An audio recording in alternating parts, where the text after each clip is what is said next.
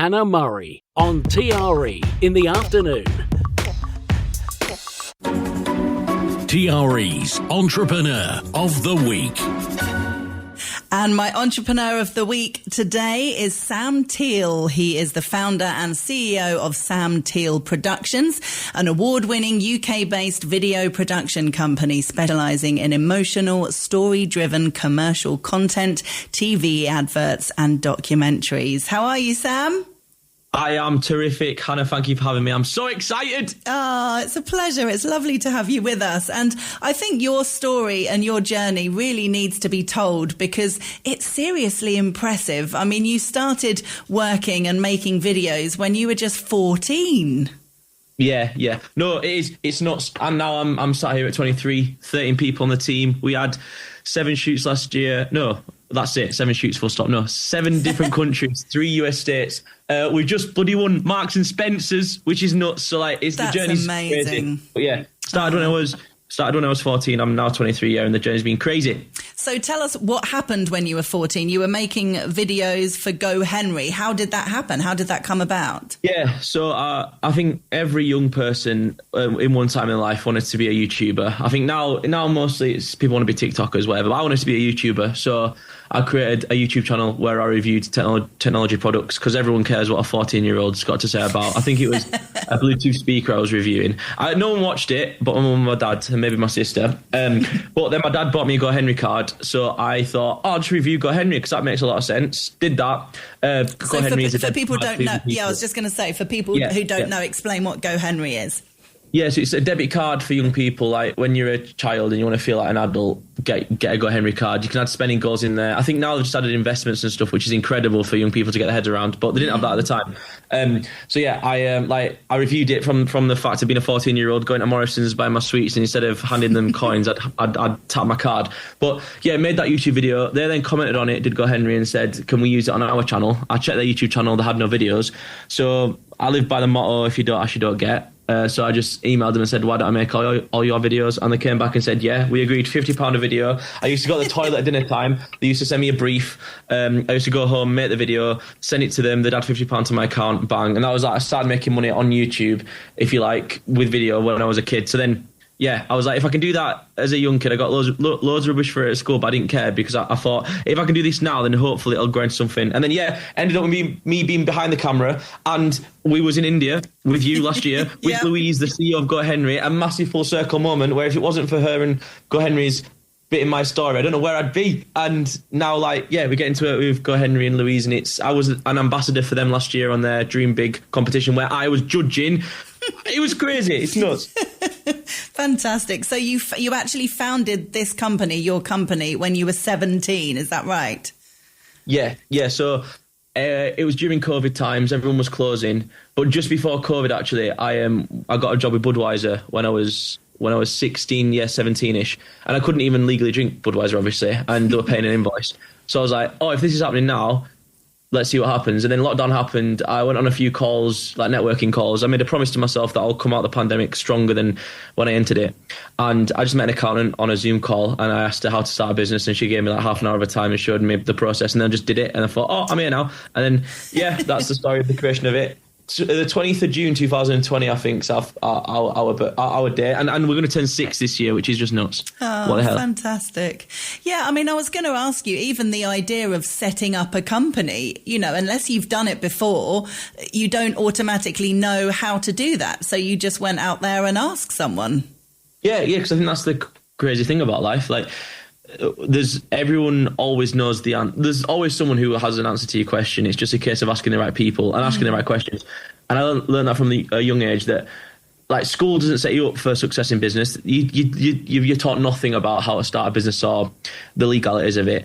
But I met this lovely lady called Sarah, and it's this whole interesting thing about giving someone something and coming back to you in the future. So Sarah gave me an hour of her time, was a great accountant. She then sent me a prices, and I was like, oh my days, I can't afford that. And then literally 2 years later, as soon as we could afford it, she's our accountant, and she has been now for ages. So, I'm a big believer in that. I think it's really scary starting a business. It's really scary doing anything you don't know how to do. But if you don't ask, you don't get. And if you also realise, my litmus test for any decision I ever make is, will someone die in the situation? Question mark.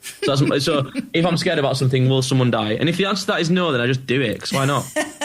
Love it. Love it. So there was quite a big moment in 2022 when you made a self-funded Christmas advert that went viral. Tell us about that.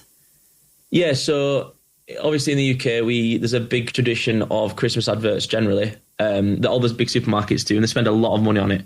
So I think around lockdown, we realised that what they're doing is not very good, and we thought we could do a better job. They used to be really emotional, and now they're not. So we thought, we'll do our own. So every year since 2020, we've made our own version of a supermarket Christmas advert.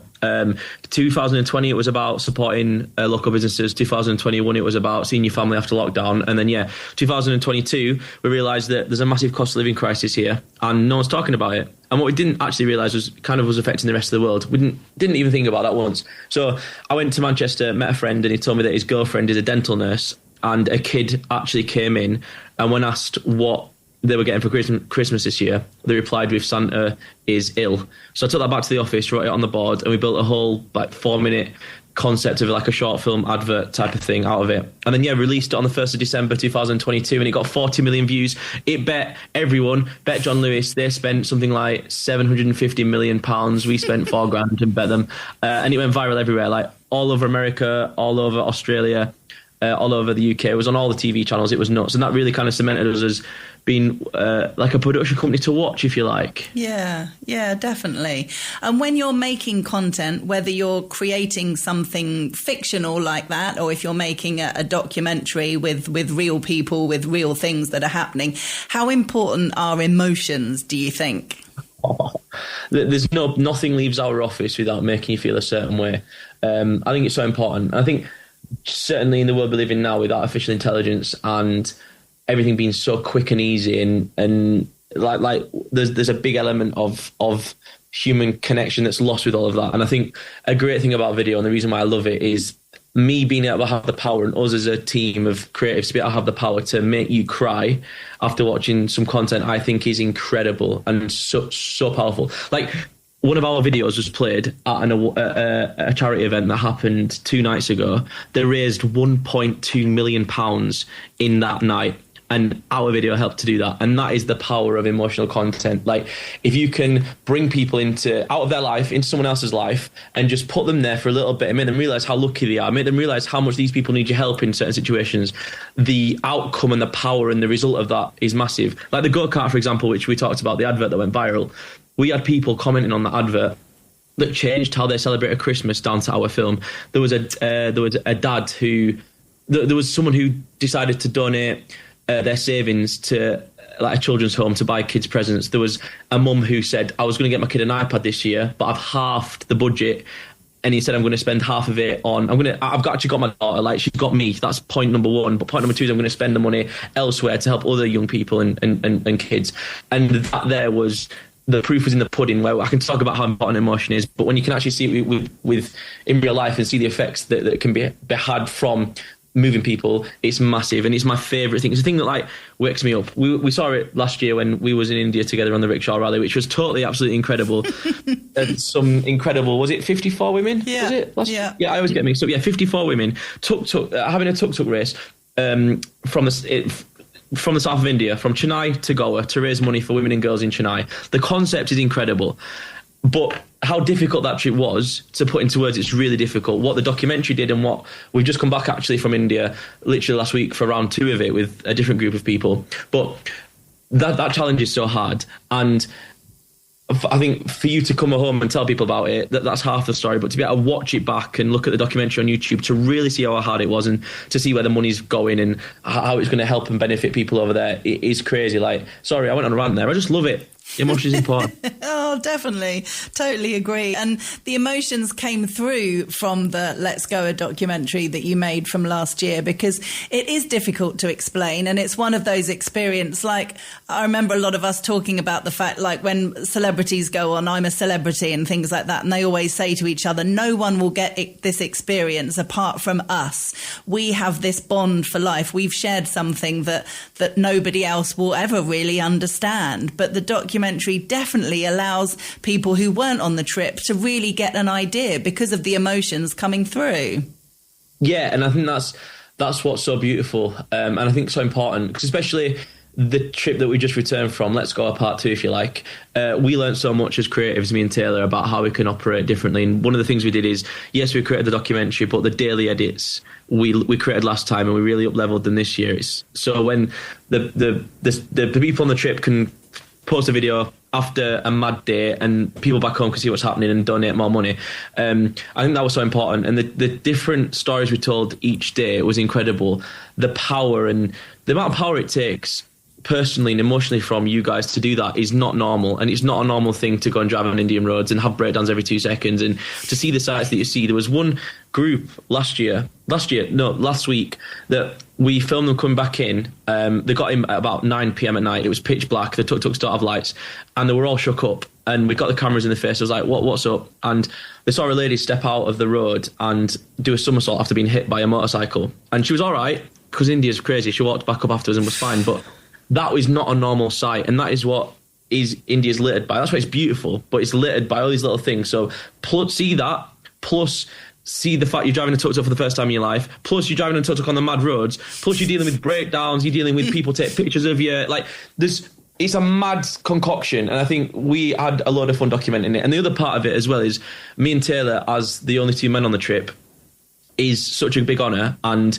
is something that I felt like we had to really be on our A game for, because this is you guys. You guys are here to make a statement on International Women's Day that women are incredible, and we're here only to help you do that more, only because we believe in what you're doing. We don't want to take away from the message or politicise it in any way or make a difference. So I think the fact we got invited back again means we did a decent job, I think. But yeah, it's just the whole trip was just such a mad honour, and I still can't believe that we got to have that experience with you, and I'm so proud of the result that we got out of it. Yeah, oh, you should be. It's really fantastic.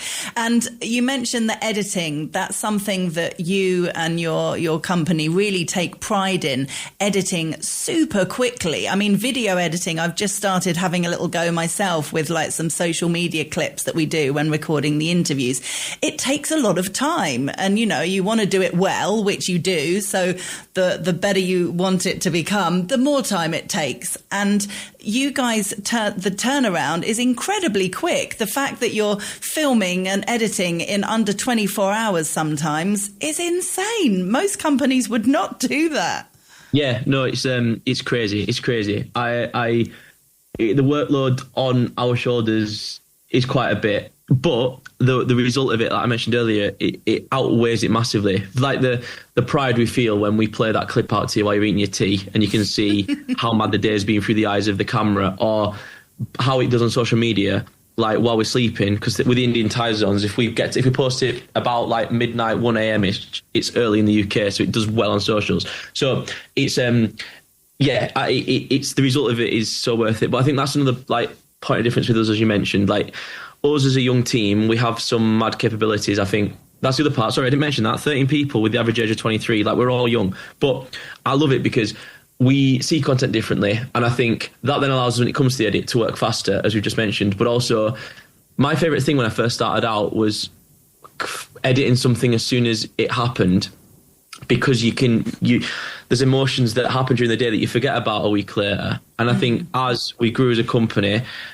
as companies grow, like the time between the shoot and the edit gets bigger and bigger. But when you can make that as short as possible, and literally edit it same day like we did in India, it takes a lot of pre-work to ensure that that's possible and you have the capacity for it. But like, the result of it is massive. And like, if anyone fancies watching those clips, you just go to Sam Teale Productions on YouTube. You can watch the Let's Go stuff from this year and last year. You'll see the kind of the improvement from this year, the improvement this year compared to last year, just down to the fact of us knowing what to expect, because it's nuts. But like, we literally created like 7 little Netflix trailers, I feel like, of each individual day of the trip, focusing on different aspects. And yeah, I'm so proud of it. It's well cool. But then doing that for events as well, when we do it for events, the kind of engagement that we get compared to if a company posts a highlight reel 2 weeks after, the engagement is just like normal. You post it while people are in the room. All my days, I think the Big Festoon saw something like 400-500% increase in kind of engagement on social media by posting kind of same day.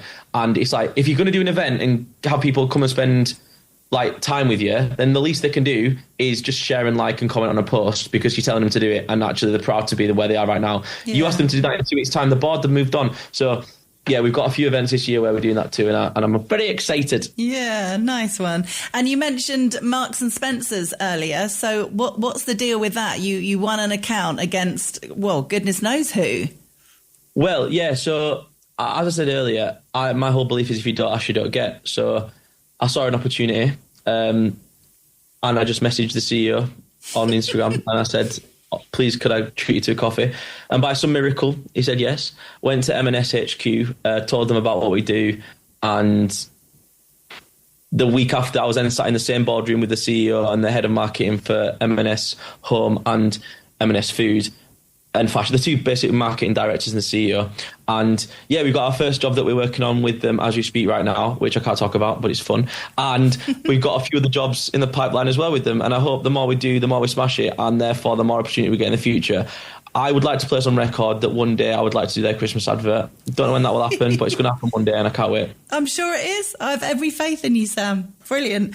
And other than that, which is a great thing to aim for, which to be honest doesn't sound that realistic with how well you're doing, what other aims do you have for the future? Have you got any like massive ambitions in terms of the country, the company, or just general content that you want to produce? The big thing is I just want to be the biggest and best production company in the world. And it sounds nuts, but I think it's possible. If we keep working really, really hard and making really good stuff, then I think the sky is certainly the limit with it.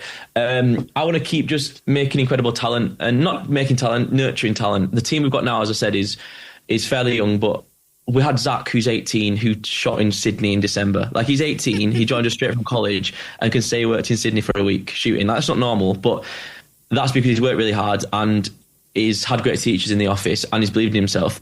And that's one of my aims. One is build a company to be massive, but also have young people to have a big heart in it and to keep developing young people, because I think internationally, or certainly in the UK, young people get a bit of a bad representation in the media often. And I just want to show that when young people have a mission and they're believed in, mad stuff is possible. Yeah, absolutely. Well, it's been brilliant to chat with you, Sam Teale. Thank you so much for joining us. You are the Entrepreneur of the Week. And thank you for having me. And if people want to check out all the amazing things that you've done, just remind us of your website. It's just samtealeproductions.com, but Teale is spelled with an E on the end, Teale. But yeah, have a look at the website. I spent a bit of time on refreshing that and it looks well cool now. It does look brilliant. And what about on Instagram? It's just Sam Teale _ with the same E on the end of Teale. Sam Teale _. But type me in, you'll see my account, you'll see the production account. Give us a follow, send us a message. I'd love to chat to you. Brilliant. Thank you. Thank you so much, Sam. Take care. Thank you, Hannah. You're a legend. Bye.